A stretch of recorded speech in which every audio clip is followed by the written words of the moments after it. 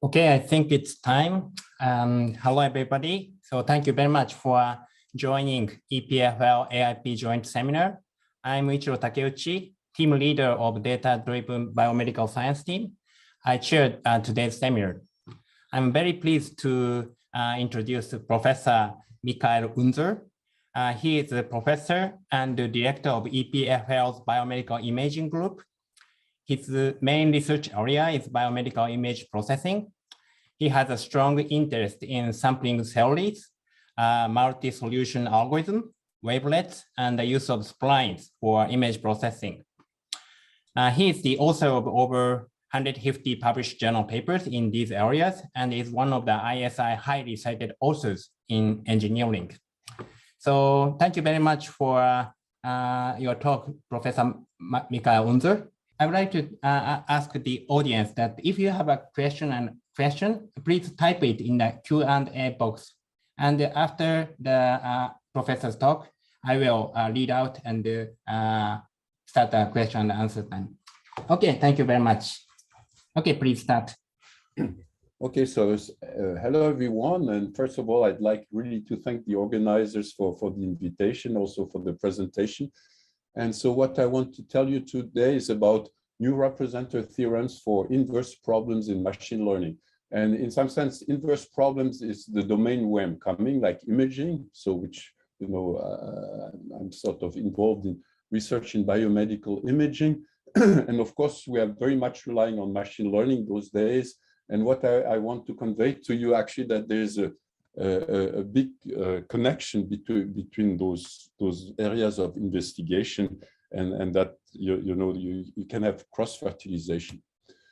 So maybe just to tell you a little about my background, and so that's the general also problem of biomedical imaging. So what you have here, you have an object. So for example, here a map of fluorophores in a cell. That you're looking at this through a microscope, and so what you're getting is blurred and noisy measurement. And so what you would like to do from the measurements, try to recover the original object. And so since you know of the physics, so you have an underlying model that you can write here as a linear model with a matrix H. And of course, you have also measurement noise. So how do we usually go to solve this problem? So we will write it as an optimization problem using regularization. And so you have here, you're trying here to find a solution S. So that's this desired object that you try to recover. You know the physics, it's H, you have the measurements Y. So you're trying to construct a solution that is close to the measurement, but often the problem is ill-posed. That's the reason why you put the regularization and so put a penalty on some norm, L, for example, being the gradient and P being 1 or 2. Okay, so this is sort of the classical framework also for compressed sensing. Now, if you look at supervised learning, actually what you have an inverse problem as well. But I mean, one difficulty here, because it's in infinite dimension. So the very basic supervised learning problem, so you are given some data points. So let's say features X and Y, some desired output. And now the goal is really to find a function F that maps Rn into R. And so the training, you would like to do it such that if you put like a certain pattern vector X into F, that it will provide you with the output. So this is a sort of classical regression problem. And of course, it's completely ill-posed because you have finite data and you're looking for a function that lives in a continuum. And so very basic, many years ago, so Poggio, Gerosi, others proposed to use regularization theory. And so to define some kind of smoothness functional like L, for example, being the Laplacian. And so what you are trying to do then is to actually solve this problem. So you would like to find a function such that the prediction is pretty good, like within the level of noise. And to deal with indetermination, now you will look for the function that minimizes this energy here in a certain Hilbert space, and which can be a reproducing kernel Hilbert space. And that's where actually comes in the very rich theory of reproducing kernel Hilbert spaces. And so you can show actually if H here is a so-called reproducing kernel Hilbert space, then you can find that in fact the solution leads to kernel estimators. And so that has been a very important topic in classical machine learning. Now let's just to set up the scene. I mean, this is the classical stuff, okay? But of course, there's the modern stuff with neural networks. So let's look at a very simple problem. So let's say you have some data points like that. You're in 1D, and you want to learn the map here, y equal fx. So what solution would you propose? So here I run, you know, several algorithms, and these are the different outputs that come.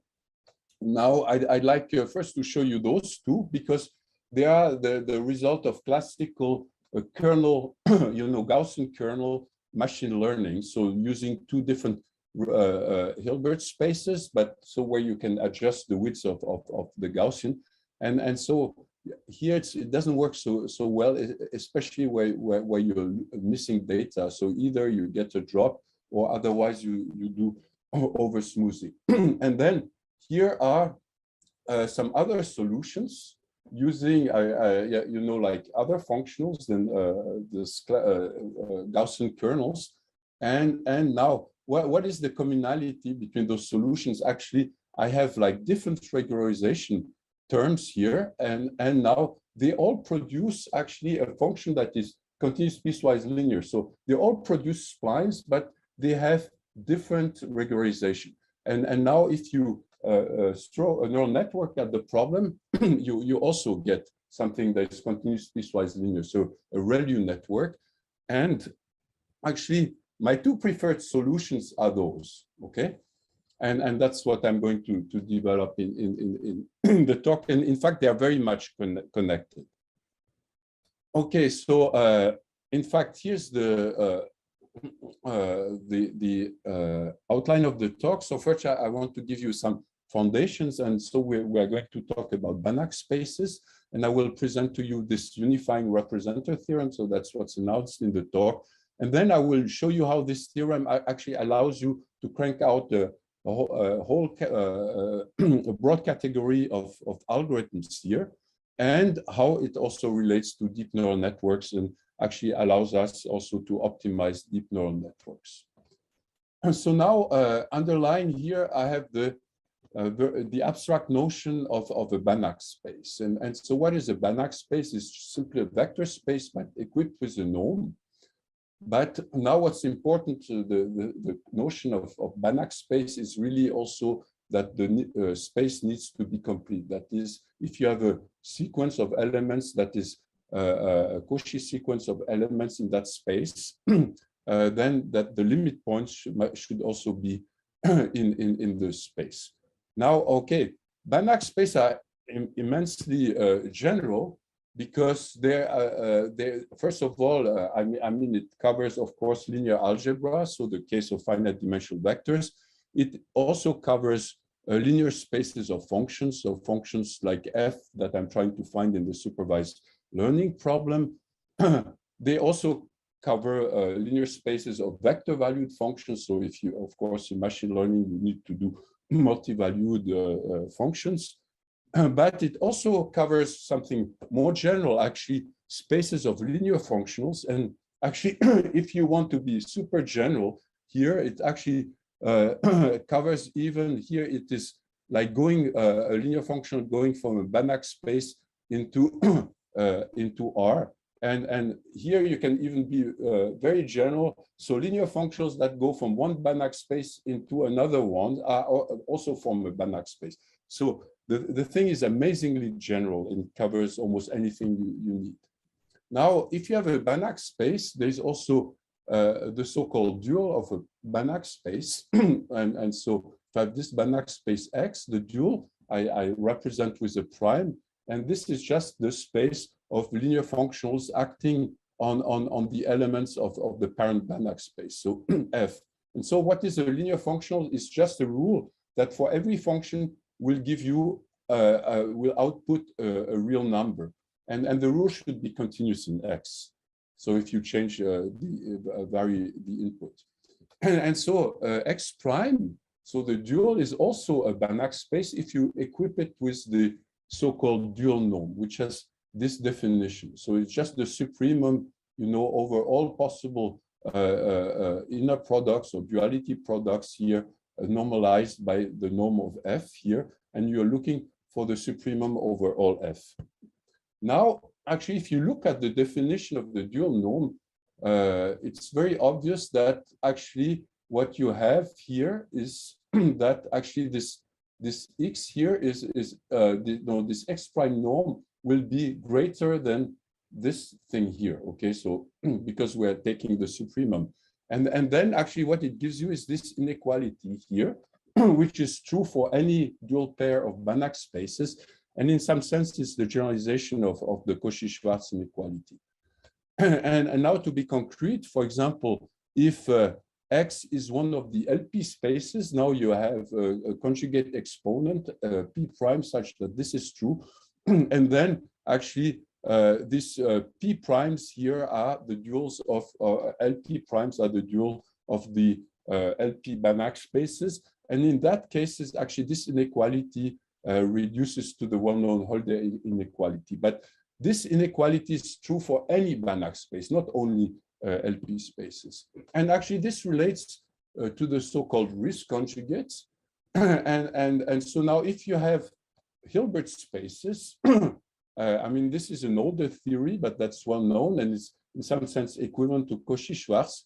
Actually, now if you have a Hilbert space in this dual, then you have this inequality is the same as the duality inequality that I just show you here. But what is more interesting here, you have the mapping that's called the risk conjugates, so that takes an element of H and produces a dual element which is in the dual space H prime, such that actually if you do inner product between or duality product between U and U star is actually equal to this, and so that gives you the squared norm of the unique the initial element. Now the properties of this duality map or the risk conjugate is that in fact if you take U and consider the U star, the U star will have exactly the same norm as the U, but I mean the same value of the dual norm, and then actually the duality, this risk map is linear, but it is invertible. So if you apply the inverse to U, actually this operator here, it's precisely the risk map, but the inverse of the risk map gives you the duality map, and then it's invertible. So if you do the conjugate of U star, you get back to U, and it's linear and also is an isometry. Okay, so this is very classical, and actually this also maps, I mean, it's consistent with the space being reflexive. Now there's a generalization of this duality map. If you have now, or the risk map now for any dual pair of Banach space, then you can also, given some F, you can define some element F star, and you will call those two guys a conjugate pair if now, as in the Hilbert case, now we have the norms that are equal, but you also have a sharp duality bound.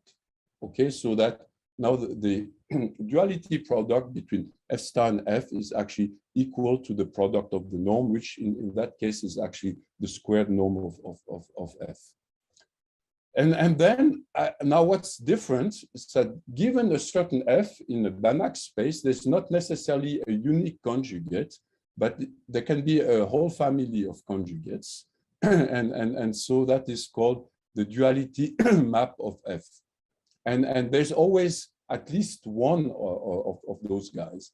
And in some cases, actually, this duality mapping is single valued. And this is the case when the Banach space is strictly convex. And then we have a duality operator that will take an element in X and produce actually this F star, which in this case is unique. Now, the properties of the duality mapping. So, as I said, every element of a Banach space has at least one conjugate. Now, the duality map, the set of conjugates of a given point is convex and weak closed. And now, what I said, the other important part that actually it's single valued if the Banach space is strictly convex. And so this just means that actually the norm associated with this Banach space is strictly convex. And here's the definition of strict convexity. And for example, all the LPs are for P between 1 and infinite, but the borders not included are strictly convex. And now, in particular, also you have the case of reflexive, when actually the double dual of X is equal to X. And in this case, you're also automatically strictly convex.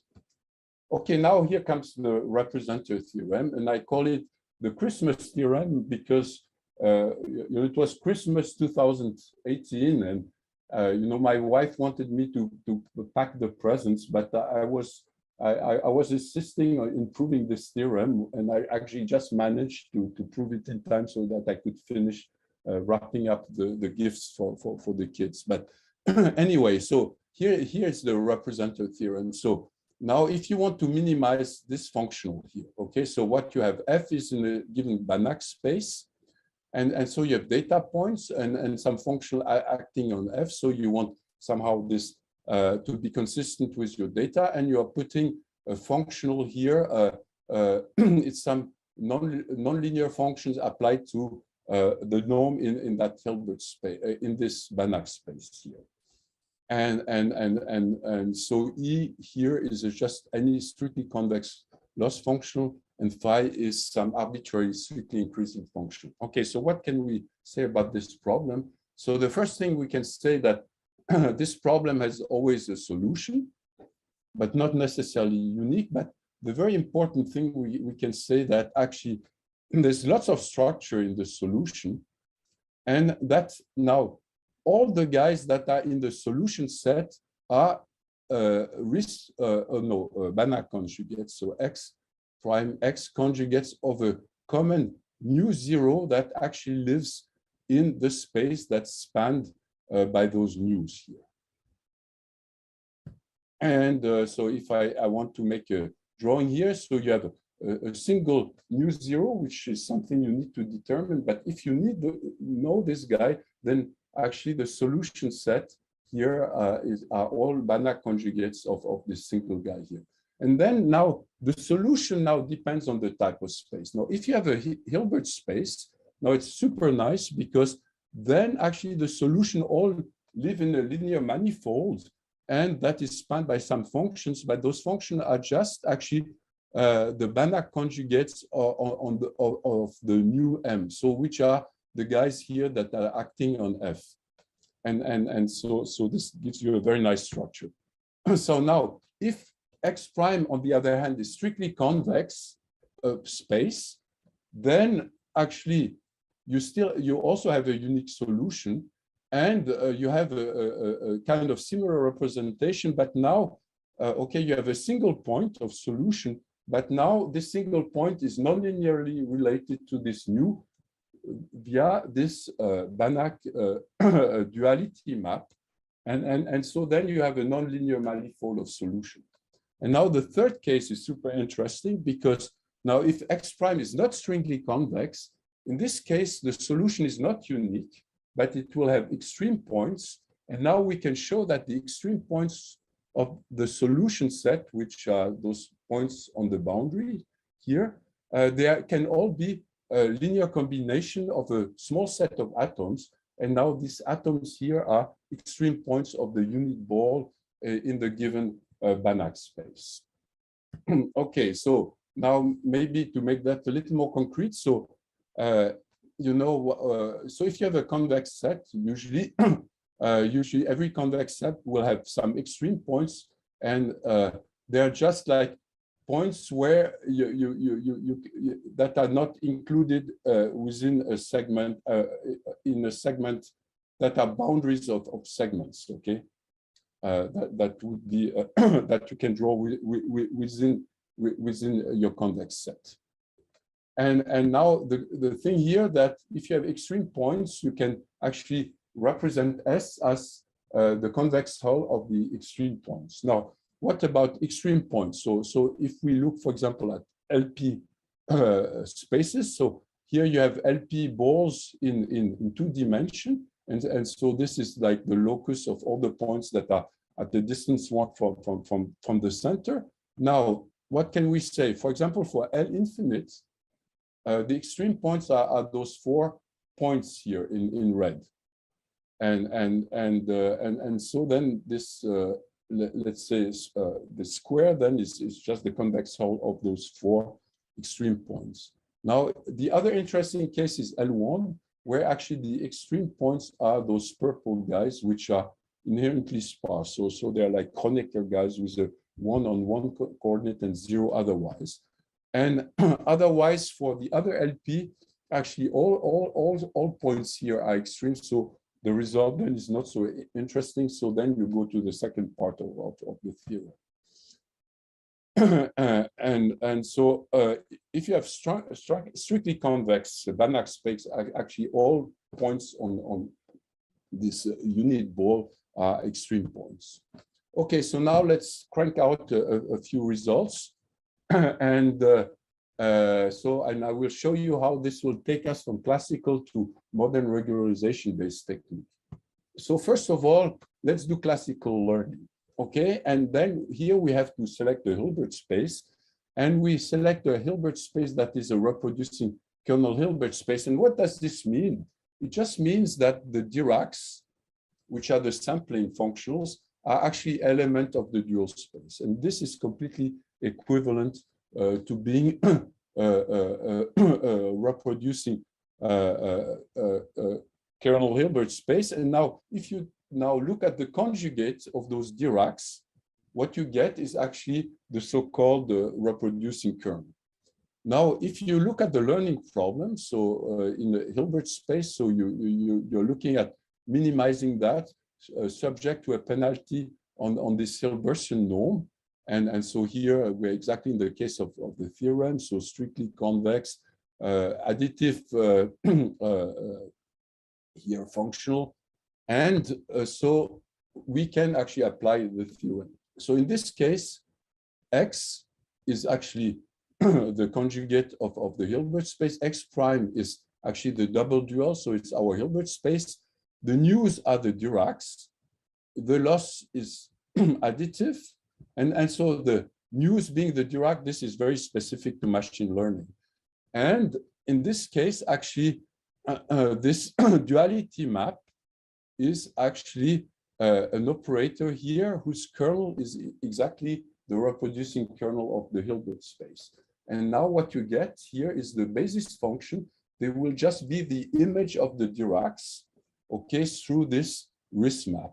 And this gives you kernel because it will just extract here those values of the kernel. And so at the end of the day, what you get is just that your solution here is a linear combination of kernels. And so the kernels, okay, now the kernel here has 2 indices, but so one is taking as the output variable, and the other one is fixed and correspond to the location of your data points. Now, now how does that match with regularization theory?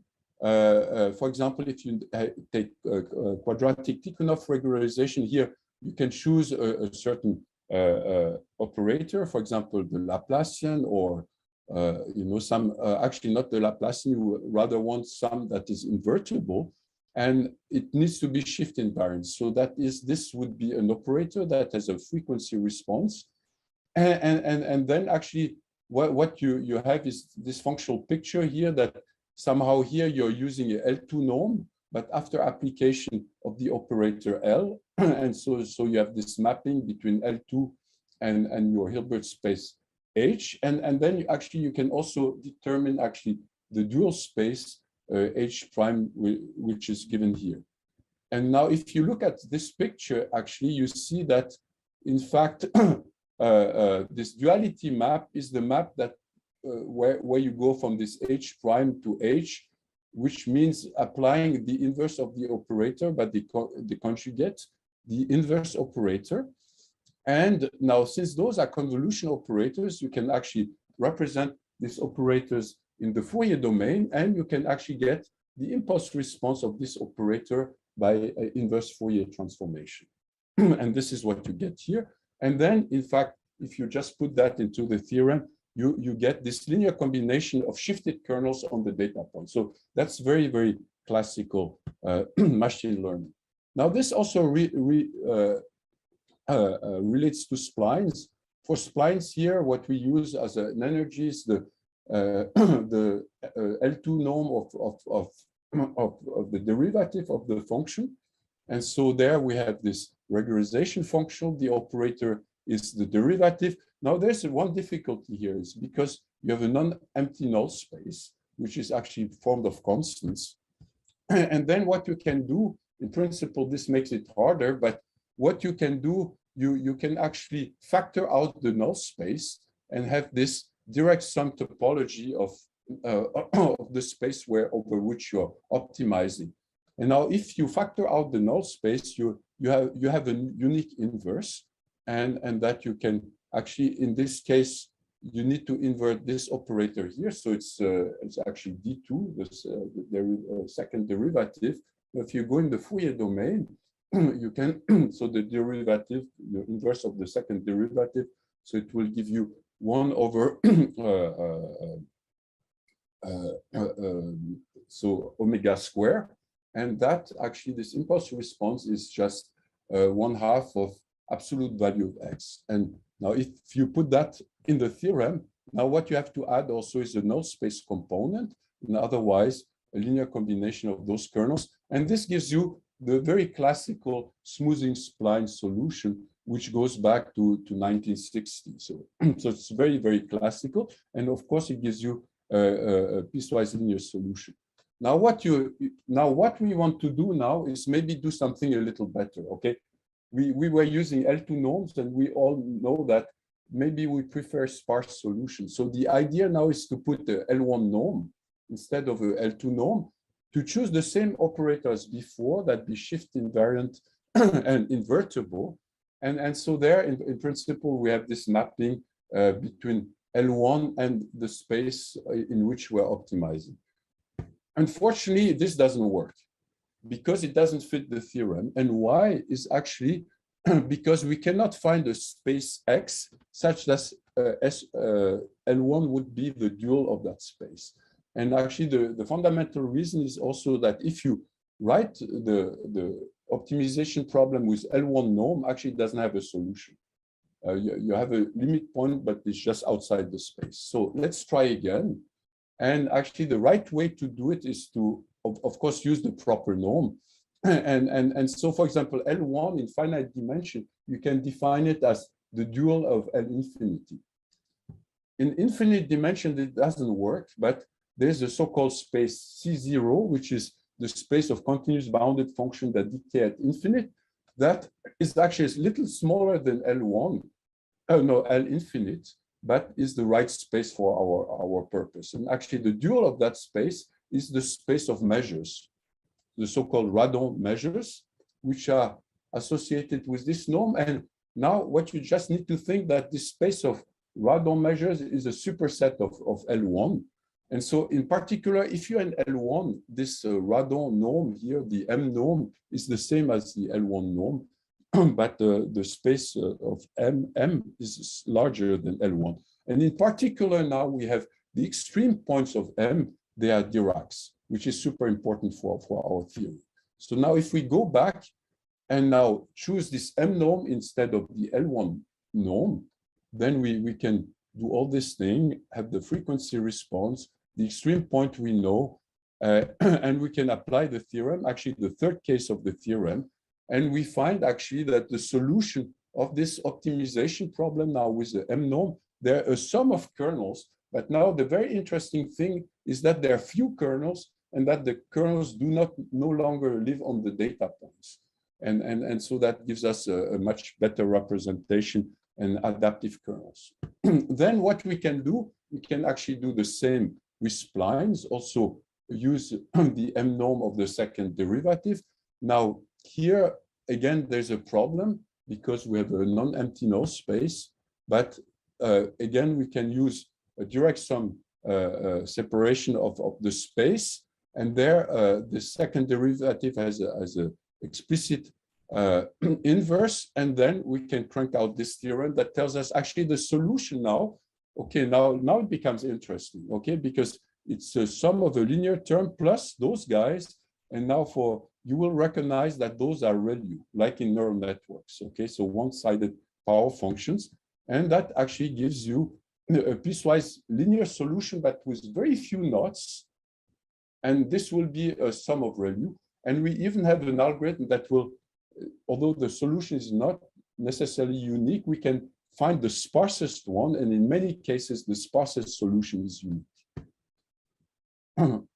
Okay, and now maybe to show you that in the background, this is not necessarily so simple, okay, because here you have points, okay, so you would like to interpolate them maybe linearly. This is the classical solution, just connect the dots, and this is the spline solution, 1966. Now, if with this M norm, you can also play that game, and you will find this. Okay, so it's very interesting because it's much sparser. It has a single knot, and it goes through the points here. It's not necessarily trivial that you will find this solution. Now you can also do Lipschitz splines because I think being a sort of stable is an important consideration also in learning. So if we put the L infinite norm, then we can also, this is also a case of a non-strictly convex Banach space. Again, we have a null space. We can do a direct sum decomposition of the space, and then D again has a unique inverse if you factor out the space. I mean, in this case, also what's important, we need to know the extreme points of L infinite, and now they're not Diracs. I mean, they are functions that are either 1 or -1. You know, that can alternate in wild fashion. But now, if I integrate those extreme points, now I get those U guys, which actually are piecewise linear with slopes ±1. And then I get a solution like that. That's also piecewise linear, but possibly many more jumps, but that can be characterized explicitly. And we also have an algorithm that can give you the sparsest solution, because this kind of solution is not necessarily unique of that optimization problem. So anyways, the main point that I want to make, that, you know, all those solutions, every solution that I've shown to you, they're actually special cases of the representer theorem, except maybe the neural network. Okay, but what's amazing in the neural network, it looks so much the same as what comes out of this L1 spline techniques. And so that's what I like to tell you in the reminder of the talk, actually, how this relates to neural network. So now some background. Neural network, people like a lot ReLU. It's sort of arose as a result of Darwinian evolution. It seems to work very well. Gives you often state-of-the-art performance. But people have also early on noted that if you put ReLU activation in the neural network, actually what you produce is actually a map that is continuous piecewise linear, exactly like, you know, what I was discussing with the representer theorem.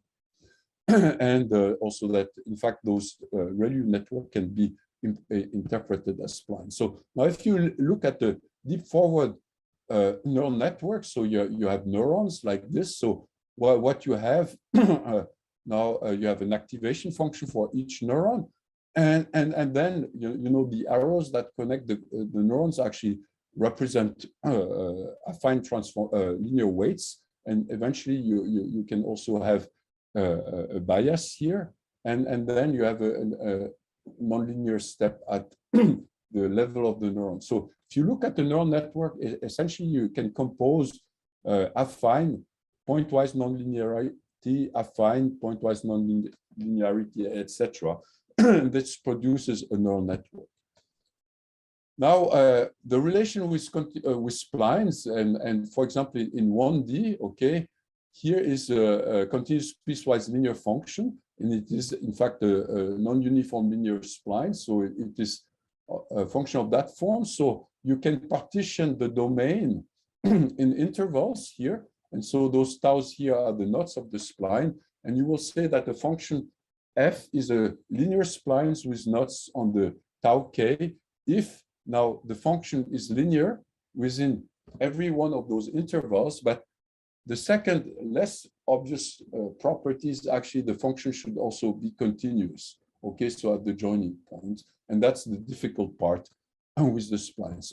But now if you write your spline as a sum of ReLU, this continuity is automatically satisfied. Now, this notion you can also develop in higher dimension. In higher dimension, what you need, you need to partition your domain in polytopes, so convex polytopes, and then you will say that the function is continuous piecewise linear with a certain partition here. If for any one of those regions it has an affine form here, which is given here, and now the difficult part now is making the affine pieces continuous at the junction of those polytopes. And now, if you want the vector value continuous piecewise linear function, of course, every one of those components must be continuous piecewise linear. Now, there's something really fantastic with those continuous piecewise linear function because they form an algebra. So every linear combination of those guys is continuous piecewise linear, which is obvious. But what is a little less obvious and super powerful, that if you compose them like in a neural network, the composition of any two continuous piecewise linear function with compatible domain and range is actually continuous piecewise linear. It's actually relatively easy to show because continuity is a property that is preserved through composition. And now affine is also a property that's preserved through composition. So now if you put the two things together, you get the results.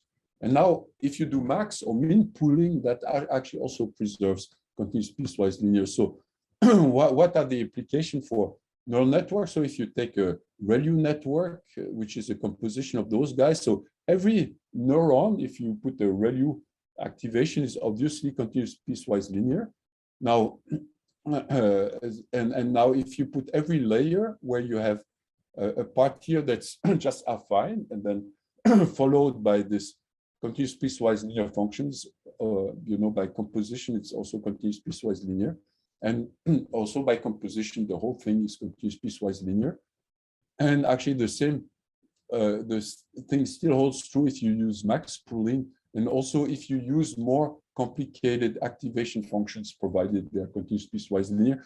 And so I like to say that a deep neural network with ReLU is actually a high dimensional spline, okay? And it is a true statement. Okay, so how can we relate that to the theory?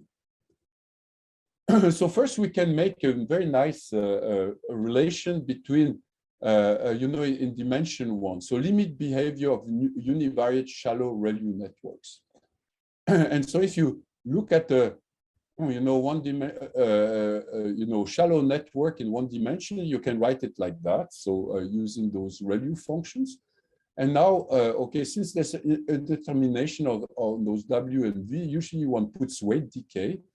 And now what's fantastic, and this can be proved. So now if you look at the solution of that problem, okay, which is what the neural network training solves, is actually equivalent to the solution of that problem, which I just showed you before, which was using this M-norm regularization. So now if you what's amazing, if you use now a minimization problem in Banach space, and I never talked about neural networks, actually the solution of that problem is a neural network. Okay, the extreme point of the neural network. And that was, observed by Savares and Pai. Now it turns out that this is also generalizable in higher dimensions if you use actually the Radon transform.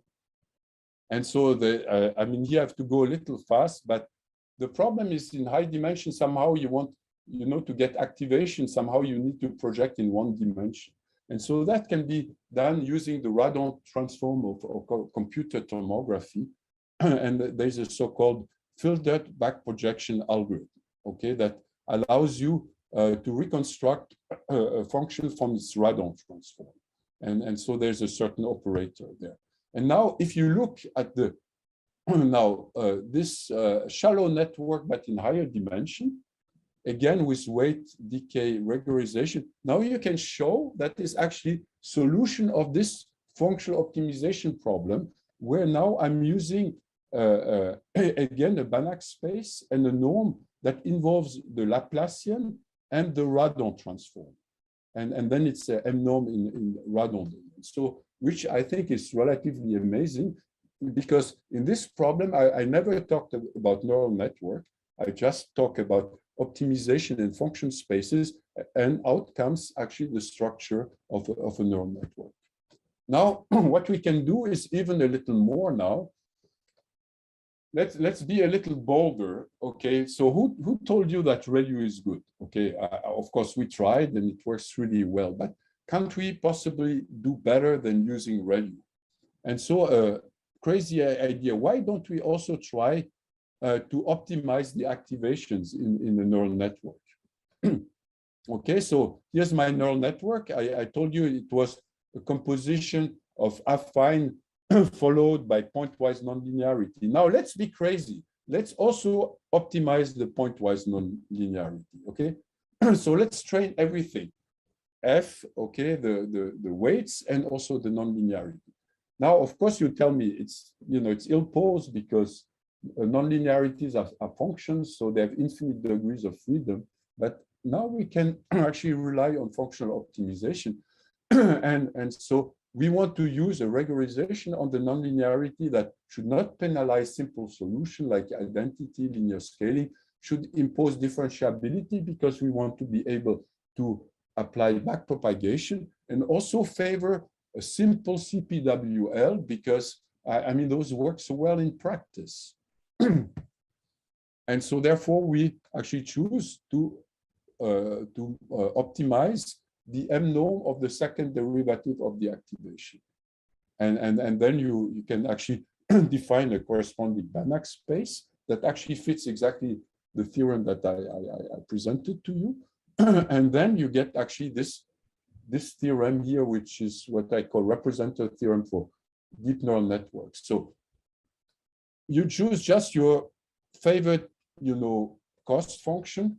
Okay, so that can be anything here, like in the deep neural network framework, some regularization that you put on the weights, whatever you want, and you put now, you will also optimize the nonlinearities, but those will be optimized by taking their second order total variation, so the M norm of the second derivative. And now the amazing thing is that we can prove that the solution of that problem actually ends up with having nonlinearities that are actually splines. They are themselves splines, not just one ReLU, but a sum of ReLUs. And now what's the outcome of the theorem? So that every neuron now has a certain number of nodes. We don't know how many. Okay, this is the outcome of the optimization with some location and also some expansion coefficient. And all this is data dependent, automatically adjusted during training.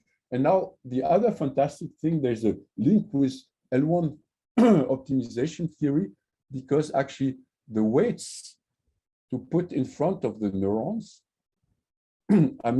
this penalty here corresponds to the L1 norm of the weights that you are putting here in front of those ReLUs. Okay, and actually then global optimalities are achieved with spline activation. So in particular ReLU. So ReLU is a particular case of this theorem. Okay, let's not forget standard regression, okay, because you know that's Gauss, okay. So if we let the regularization that we apply to this total variation, the lambda, go to infinite, actually this kind of architecture will produce a linear regression. And then actually state-of-the-art parametric ReLU. So here people have proposed, instead of putting just one ReLU, putting a ReLU, you know, with a piece of a straight line. This is also part of the theorem, and you can also put more knots. And so people had proposed that before, and it usually works a little better than just having one ReLU. And so in principle now this architecture that comes out of the theorem looks to be interesting. But now I mean, there are some issues here, so we need to adjust one more parameter, which is this lambda. Okay, I'm almost done. And also what's interesting with this kind of optimization, it has the possibility of suppressing unnecessary layers, because in that case actually the unit becomes linear and then everything collapses. Now, of course, there are challenges, because it's a much more difficult optimization problem. We need to allocate knots in an adaptive fashion, and we need to find a good trade-off between having more complex activation, but then what we can do, actually, we can get much shallower neural network, which are easier to control while preserving actually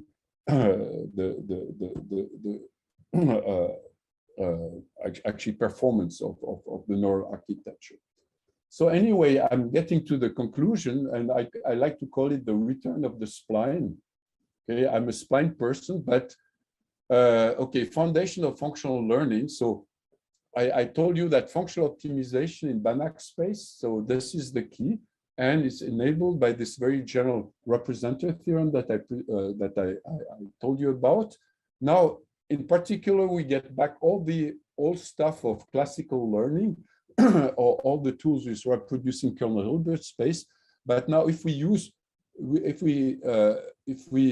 consider non-strictly convex Banach spaces and the ones that promote sparsity, actually, we get very interesting results.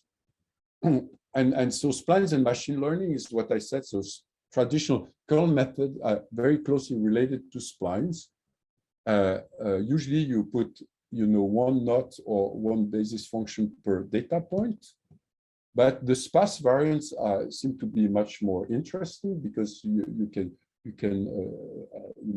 position your kernels in an adaptive fashion. And now also the thing is that, in fact, if we move to neural network architectures, actually they are also high-dimensional splines. And so I've proposed ways of functional optimization for streamlining neural architectures. For example, if we use our kind of algorithms, we have algorithms that can actually find the minimum number of neurons, because we have this sparsity promoting criteria, and also the possibility of freeform activation, which gives us deep splines. And for those interested, we also have like software now that implements those deep splines. And that gets me to the end and acknowledgement. So many people to thank here, also funding agencies. So I was covered by 2 ERC grants, and I'm very lucky to say that actually, based on the work I just proposed to you, I just got a new ERC grant to try to strengthen the math and results that I've presented to you. And finally, here are some primary references of what I've been talking about. In particular, this paper here, in Foundation of Computational Math, where you have this general representer theorem, and then all kinds of algorithm for implementing the different variants that I've proposed in my presentation.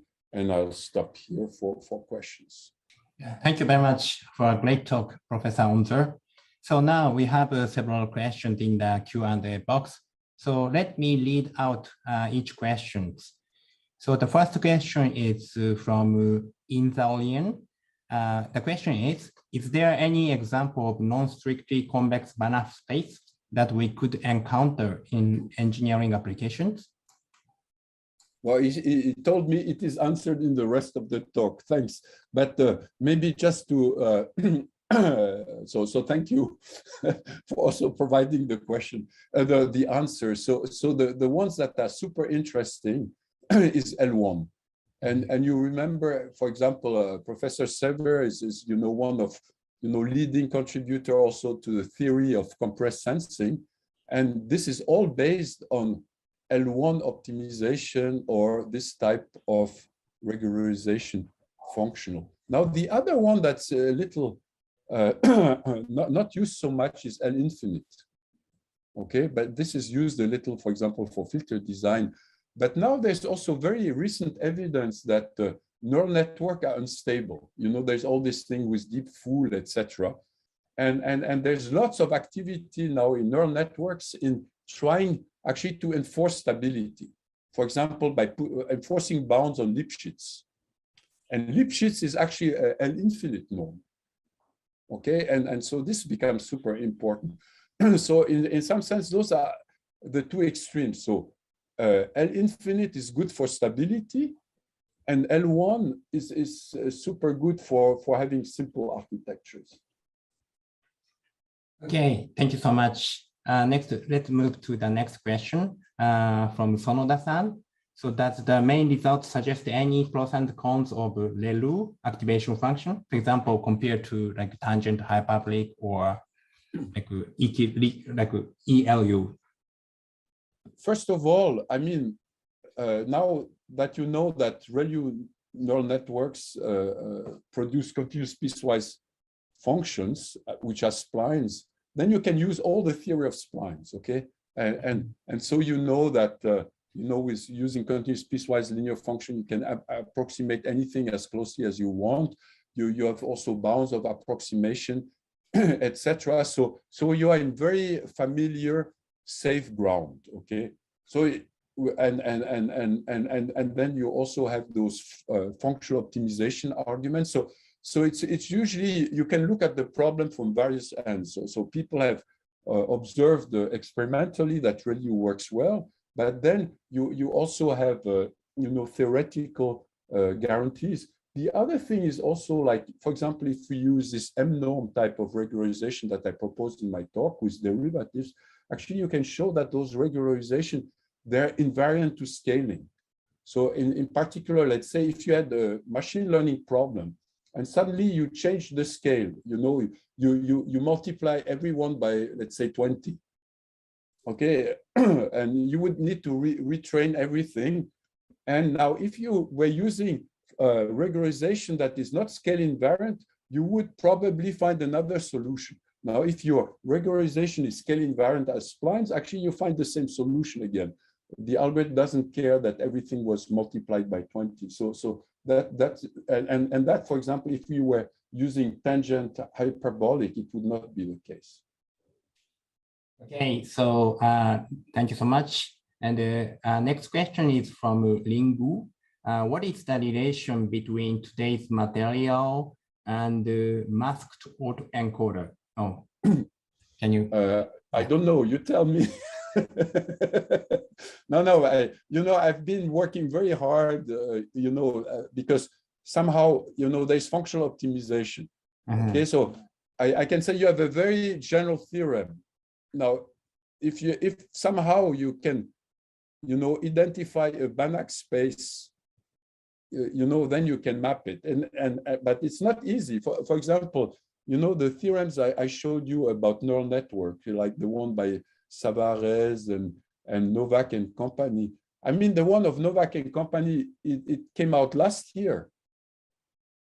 Okay, because it's some kind of reverse engineering. So once you have something that works, and then okay, it's actually not so easy to show actually that there's a corresponding functional optimization problem, and I find it extremely elegant, actually, that you can do it like that, but it's not obvious at first sight. So we have a super weapon, which is the theorem, but now we need very smart people to fit problems into the theorem, okay? And sometimes it works, but sometimes not. So I don't know the connection with autoencoders. Okay, thank you so much. Okay, next, let's move to the next question. The next question is from Fan Hui Lee. I'm wondering that would it be possible to compare the function space with bounded second order total variation norm and best of space in terms of the controlling a functional derivative? Yes, actually, this is a super question. And in fact, we're trying to do so. And so there's some link. So in one bit, it's easy. Okay, so actually the space, for example, the theorem that I presented for, the shallow univariate networks and the regression splines. I mean those things. Actually, they're very much related to Banach space. Or BV2. Bezos spaces and BV2. Up to some epsilons, they are the same spaces. Now, if you go to higher dimension, now you need this Radon transform, and so this brings us closer to the so-called Baron spaces, but not exactly. And actually, I mean, we have started working out some embeddings, and so they're really like relations with Bezos spaces. But it's a little vicious because you know those neural networks, they result in ridges, and so those ridges actually they don't decay. Huh?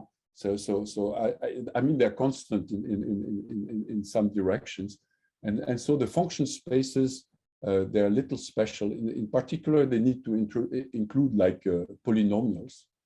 But then I mean you know exactly what you're doing because you have precise control of regularity, and you can tell us what is Bezos regularity, and then you have all those results from approximation theory that can apply. Okay, so thank you so much. Let's move to the final question from Inza. For my further interest, is there a link between the Lies dual, the duality you used in the Banach space? I'm not sure whether I recall the name properly, and Pentel dual, potential dual. Yeah, so in some sense, yes, if we were in finite dimension, it would be the same. To me, it looks very similar because we're relying on duality, but it's not exactly the same. So because I mean this whole concept of duality in Banach space, so it's sort of functional analysis in Banach spaces. We're in infinite dimensions, and so this is really like tied to Banach spaces. As a functional dual is more general in some sense, but it's usually also done in simpler settings, okay, finite dimensional settings. But I would say, like from a mathematical point of view, it looks similar. The ideas are very similar, but it's not the same thing. Okay, thank you very much. So now we are just in time. I would like to thank you again for a very nice talk, Professor Unser. So let's thank the Professor Unser. So I'm not sure whether we can do this. Okay, well, thank you very much, everyone. And yeah. Okay, and if you want papers or pointers, you can also send me emails, and I will also make my presentation available. Okay, so thank you very much, everyone, and see you at the next presentations. Thank you very much.